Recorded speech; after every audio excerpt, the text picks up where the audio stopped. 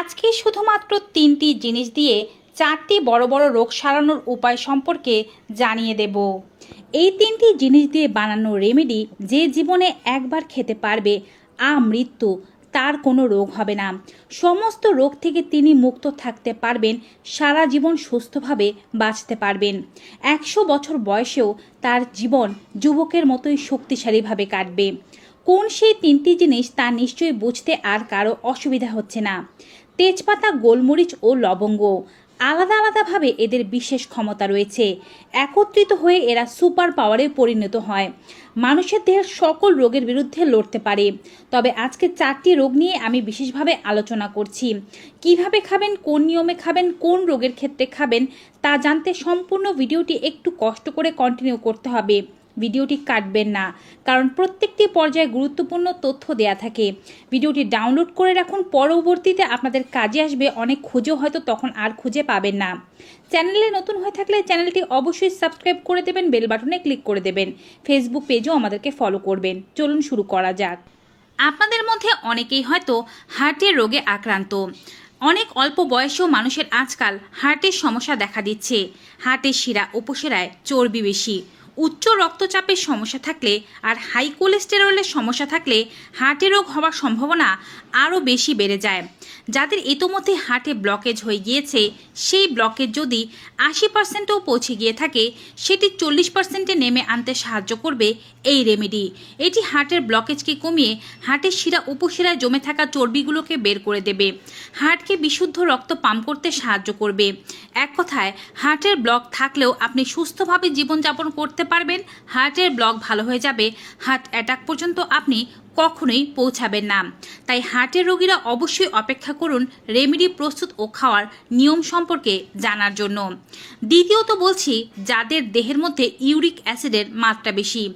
Uric acid এমন একটি জিনিস যা দেহের মধ্যে বেড়ে গেলে গাঁটের ব্যথা হতে শুরু করে, বাতের ব্যথা হয়, শরীরের বিভিন্ন জয়েন্ট যেমন হাত পায়ের আঙুলের যে জয়েন্টগুলো আছে সেগুলো ফুলে যায়, বাঁকা হয়ে যায়, লালচে হয়ে যায়, ইউরিক অ্যাসিড জমতে থাকে। কিছু কিছু এমন খাবার আছে যার মধ্যে পিউরিন নামক পদার্থ আছে। সেই খাবারগুলো খেলে পিউরিনের মাত্রা দেহে বাড়তে থাকে, যার ফলে ইউরিক অ্যাসিড বাড়ে এবং আপনাদের গাঁটের সমস্যা হতে শুরু করে।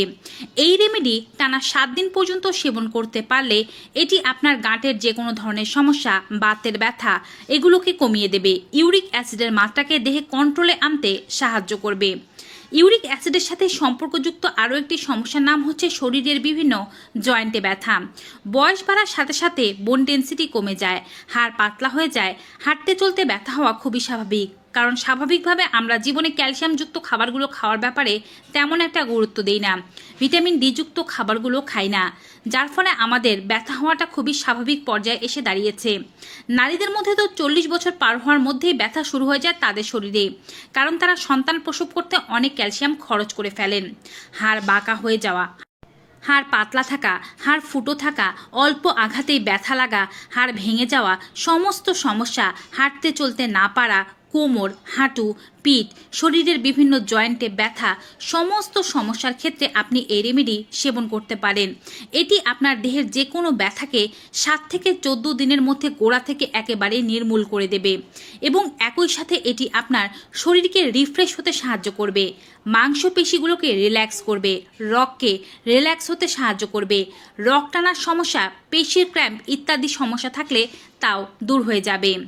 তৃতীয় রোগ হিসেবে আমি বলবো, যাদের কিডনিতে কোনো সমস্যা রয়েছে, কিডনি জনিত রোগ, কিডনিতে পাথর, কিডনিতে ক্রিস্টাল ইত্যাদি সমস্যা রয়েছে, মূত্রের ইনফেকশন ভালো হয় না, বারবার ইউরিন ইনফেকশনের সমস্যা হয়, মূত্র ত্যাগ করার সময় ব্যথা, যন্ত্রণা, রক্তস্রাব যাওয়া এবং মূত্র করার সময় অতিরিক্ত পরিমাণে ফেনা হওয়া, পিঠে নিম্নাংশে পেটে ব্যথা হয়, এগুলো কিডনি রোগের প্রধান লক্ষণ হিসেবে পরিচিত।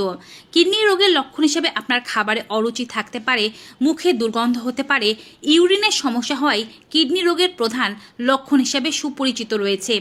এই সমস্ত সমস্যার ক্ষেত্রে টানা 21 দিন এই রেমেডি সেবন করুন। যারাই নিয়ম করে এই রেমেডি বানিয়ে সেবন করতে পারবে, তাদের কিডনি জনিত যাবতীয় রোগ, কিডনির পাথর, ক্রিস্টাল, কিডনি ভালোভাবে কাজ করতে না পারা সব কিছুই ভালো হয়ে যাবে। এবারে চতুর্থ রোগটি নিয়ে বলছি, যা হচ্ছে ডায়াবেটিস। এটি এমন একটি রোগ যা আজকাল প্রত্যেকের বাড়িতেই দেখা দিয়েছে। এক বা দুজনের ডায়াবেটিস তো আছেই, রক্তে সুগারের মাত্রা কন্ট্রোলে নেই, রোজ ইনসুলিন নিতে লাগে, খাদ্যের ব্যাপারেও যথেষ্ট সতর্কতা, স্কিনের চামড়া শুকিয়ে গিয়েছে, ফেটে যাচ্ছে, বারবার মূত্রত্যাগের প্রেশার আসে, জলের তেষ্টা পায়, ওজন দ্রুত কমছে। এগুলো ডায়াবেটিসের প্রধান লক্ষণ। এছাড়াও কোনো জায়গা কেটে গেলে সেই জায়গাটি সহজে শুকোতে চায় না। আপনি যদি এই রেমেডি সকালবেলা বাসি পেটে একবার সেবন করতে পারেন, আপনার দেহে ডায়াবেটিসের কোনো সমস্যা, কোনো যন্ত্রণা থাকবে না। আপনি খাদ্য খেয়েও ডায়াবেটিসকে কন্ট্রোলে রাখতে পারবেন।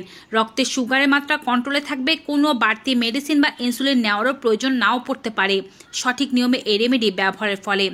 বোনাস একটি উপকারের কথা আপনাদেরকে জানিয়ে দেই। যাদের পেটে গ্যাস্ট্রিক, অ্যাসিডিটি, বদহজমের সমস্যা রয়েছে, খাবার খেলে বুক জ্বালাপোড়া করে, পেট ব্যথা করে, খাবার দ্রুত হজম হতে চায় না, দীর্ঘক্ষণ পেটে থাকে, মুখে অরুচি, মুখে দুর্গন্ধের সমস্যা হয়, পায়ু দিয়ে বারবার গ্যাস আসে, মলত্যাগ করতে কষ্ট হয়, তারা এই রেমেডি সেবন করতে পারলে বোনাস হিসেবে সমস্ত এই সমস্যাগুলোর সাথে দূর হয়ে যাবে। এবারে বলছি রেমেডি প্রস্তুতের সঠিক নিয়ম কি। তেজপাতা নিয়ে নেবেন ঠিক 6টি পরিমাণে, মাঝারি সাইজের 6টি পরিমাণে তেজপাতা নেবেন, ছোট হলে আরও বেশি নেবেন, বড় হলে একটি দুটি কমিয়ে নিতে পারেন। তেজপাতাগুলো ভালো করে ধুয়ে টুকরো টুকরো করে কেটে নেবেন। একটি তেজপাতা 7 থেকে 8টি টুকরো করবেন। 4টি পরিমাণে নেবেন গোলমরিচ। গোলমরিচগুলো একটু থেতো করে নেবেন, যেন একটু গুঁড়ো গুঁড়ো হয়ে যায়, তবে একেবারে গুঁড়ো করে বা পিষে ফেলার দরকার নেই। এবং 4টি পরিমাণে নেবেন লবঙ্গ। লবঙ্গ যখন নেবেন অবশ্যই এর মাথার ফুলটি আছে এমনই লবঙ্গ দেখে নেবেন। এই উপকরণগুলো অর্থাৎ লবঙ্গ এবং গোলমরিচ একটু থেতো করে নিলে ভালো ফলাফল পেতে পারবেন। এবারে জল নেবেন 1.5 কাপ পরিমাণ বা 1 গ্লাসের একটু বেশি নেবেন যদি গ্লাসে জল নেন। সবগুলো উপকরণ দিয়ে তারপরে চুলায় আপনি আগুন দিয়ে দেবেন, অর্থাৎ স্টোভ জ্বালিয়ে দেবেন। পাত্রটির উপরে ঢাকনা দিয়ে দেবেন, ফুটতে দেবেন। আঁচ খুব বাড়িয়ে দেবেন না, আবার খুব কমিয়েও দেবেন না, মিডিয়াম রাখবেন। ফুটতে ফুটতে 5 মিনিট অপেক্ষা করবেন। 1.5 কাপ জল 1 কাপে নেমে আসলে বা 1 গ্লাস জল যখন ফুটে অর্ধেক হয়ে যাবে, ঠিক সেই সময়ে আপনি এটির চুলাটি বন্ধ করে দেবেন। ঢাকনা দিয়ে আর কিছুক্ষণ রেখে এটিকে আপনি ছেঁকে নেবেন। সকালবেলা বাসি পেটে সর্বপ্রথমে এই রেমেডি আপনাকে কুসুম গরম অবস্থায় পান করতে হবে। ডায়াবেটিস যাদের নেই তারা এর মধ্যে মধু মিশ্রিত করবেন স্বাদ বৃদ্ধির জন্য, না দিলেও সমস্যা নেই। ডায়াবেটিস যাদের আছে তারা শুধুমাত্র মধুটি ব্যবহার করবেন না, বসে আস্তে ধীরে এই রেমেডি সেবন করুন। প্রতিদিনই এটিকে টাটকা বানিয়ে সেবন করতে হবে। ইউরিক অ্যাসিডের রোগীদের ক্ষেত্রে সকালবেলা বাসি পেটে এটি সেবন করতে হবে। 7 দিন পর্যন্ত ইউরিক অ্যাসিডের মাত্রা কমে যাবে। হার্টের সমস্যার ক্ষেত্রে যতদিন না হার্টের ব্লকেজ খুলে যাচ্ছে ততদিন খেতে হবে। অন্ততপক্ষে 1 থেকে 2 মাস খেলে ভালো ফলাফল পেতে পারবেন। যেহেতু ডায়াবেটিস এমন একটি রোগ যা কিন্তু চাইলেই ভালো করে ফেলা সম্ভব নয়, তাই এই রোগীদেরকে প্রত্যেক সপ্তাহে 3 দিন করে খেতে হবে। আগে টানা 21 দিন খাওয়ার পরে প্রত্যেক সপ্তাহে 3 দিন করে খেলেই যথেষ্ট। শরীরের দীর্ঘমেয়াদী ব্যথা যাদের রয়েছে তারা টানা 30 থেকে 40 দিন পর্যন্ত খেয়ে যাবেন। গ্যাস্ট্রিক অ্যাসিডিটি বা কনস্টিপেশনের রোগীরা 7 দিন খাবেন পেটের সম্পূর্ণ মল ও গ্যাস বেরিয়ে যাওয়ার জন্য। পরবর্তীতে আপনি যখন সমস্যা অনুভব করবেন তখনই খেতে পারেন। কিডনির পাথর বা ক্রিস্টালের ক্ষেত্রেও সমস্যা না ভালো হয়ে যাওয়া পর্যন্ত খেয়ে যাওয়া উচিত। যাদের গ্যাস অ্যাসিডিটির সমস্যা হচ্ছে তাদেরকে যে সকালবেলা বাসি পেটে এটিকে সেবন করতে হবে ব্যাপারটি তেমন নয়। আপনারা দিনের মধ্যে যখন সুবিধা অনুভব করবেন বা গ্যাস্ট্রিক অ্যাসিডিটির জন্য যখন কষ্ট পাচ্ছেন তখনই আপনারা এই রেমেডি বানিয়ে ঠান্ডা করে খেতে পারেন। গ্যাসের সমস্যার ক্ষেত্রে খুব গরম না খেয়ে কুসুম গরম অবস্থায় বা ঠান্ডা ঠান্ডা খেলে ভালো ফলাফল পাওয়া যায়। তবে যাদের মল বেশ কষা, মল ত্যাগ করতে কষ্ট হয়, পাইলস হয়ে গিয়েছে, অ্যানাল ফিসার, ফিস্টুলার সমস্যা রয়েছে, সকালবেলা উঠে শক্ত মল বের করতে গিয়ে বেহাল দশা হয়ে যায়, তারা অবশ্যই সকালবেলা বাসি পেটে এটিকে সেবন করবেন এবং যতটা সম্ভব গরম গরম পান করার চেষ্টা করবেন। এতে করে বাউল মুভমেন্ট ঠিকঠাকভাবে হবে। এটি পান করার পরে বসে না থেকে একটু হাঁটাহাঁটি করবেন কিছুক্ষণ পর্যন্ত। মল নরম হয়ে যাবে এবং কিছুক্ষণের মধ্যে মলত্যাগের প্রেশার আসবে, তখন মলত্যাগ করে ফেলতে পারেন। টানা 7 দিনের মধ্যে পেটের মধ্যে জমে থাকা বা ইন্টেস্টাইনের ওয়ালে জমে থাকা সমস্ত নোংরা বেরিয়ে যাবে। রেমেডি সেবনের আধা ঘন্টার মধ্যে কোনো খাবার খাওয়া উচিত নয়। আধা ঘন্টা পরে আপনি ব্রাশ করে সকালের নাস্তা করতে পারেন, নিজের দিনটি শুরু করতে পারেন।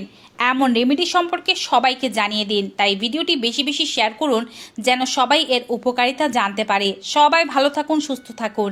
দেখা হবে নতুন ভিডিওতে। Good bye and take care.